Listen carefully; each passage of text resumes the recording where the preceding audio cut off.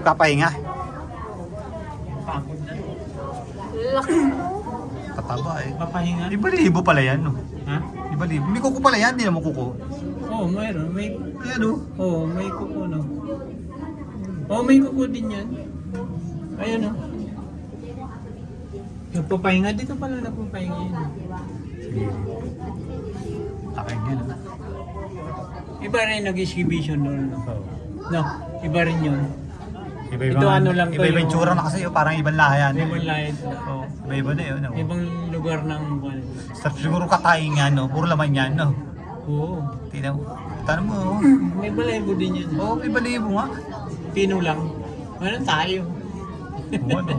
Natay. Tayo nila, no? Oo, Parang tayo na, tayo. Oo. tumatay. Ay. Ayan, ang ibo, ayan. Oo nga, Ibon mo, tumatay, no? tumatay. Tayo nila, parang ano lang, tayo na ang tao. Ano tayo ang aso? Oo, ayan, tayo. Hindi na yan. Oo. Pwede nga lang. Hindi yun yung sinaman na. Yung sa aking bisan tayo. Hinihigo.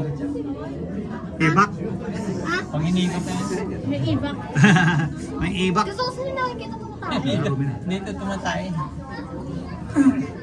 Kung may son, sulit kung gusto tayo. Tataba, no? Sa katayin yan. Lalaki. Gagawin mo naman yan. Hindi pinayunaan yan. Hindi Ito, hindi ko malaman ano ginagawa pa. Kanina pa yan eh. Sa ibang bansa may isang lugar talaga yan sila eh. Yung isang lugar talaga. Kulo. Paano kaya nahuhuli? Paano kaya naalagaan nila yan, no? Ano, pag gusto mo kumuha, yung mag-export ka sa ibang bansa, yung import, Yan. idadalhin. Ito yung face niya. Ito yung face niya. I-import sa iyo, naka-airport. Aquarium din. Dadalhin. Kasi mayroon yan silang ano eh. Meron yan silang isang lugar talaga. Yung iba-ibang lasi. Okay tayo.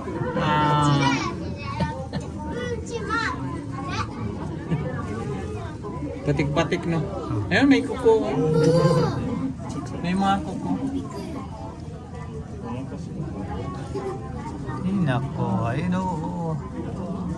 Ang dumi nila, no? Puta, parang dumi ng tao, no? Oh, yung parang tayo ng aso.